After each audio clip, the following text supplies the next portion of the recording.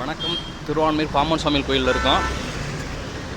ராமேஸ்வரத்தில் பிறந்து சென்னை திருவான்மியூரில் ஜீவசமாதி அடைஞ்சிருக்கிறாரு. இன்றைக்கி ஒரு நாள் லீவுன்றதுனால லாங் ட்ரிப் எங்கேயும் போகாமல் இங்கே சென்னைக்குள்ளேயே ஒரு 2 கோயில் வரலாம்னு சொல்லிட்டு வந்திருக்கேன். கோயில் வந்து கும்பாபிஷேகம் நடக்கிறதுனால யாகசாலை வேலையெல்லாம் நடந்துகிட்டு இருக்குது.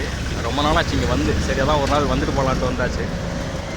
பாப்பா உள்ளே போயிட்டு அப்படியே கவர் பண்ணுறேன்.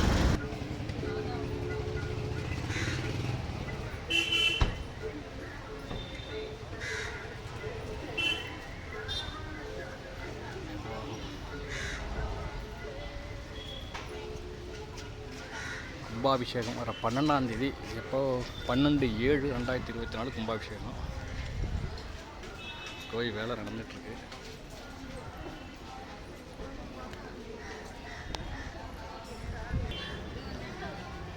இவர் வந்து சுப்பிரமணியதாசர் வந்து பாம்பன் சுவாமியோட சிஷ்யர்.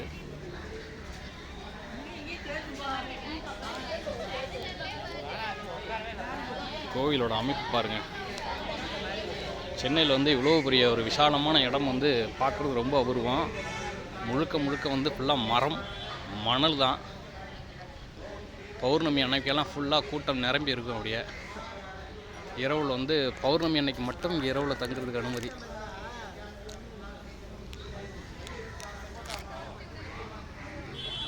இன்னும் அங்கே பின்னாடி இருக்குது, அங்கே போயிட்டு காட்டுறோம்.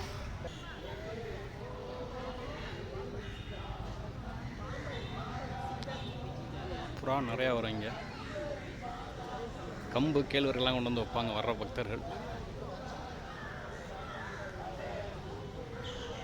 பாருங்க எவ்வளோ பெரிய இடம்.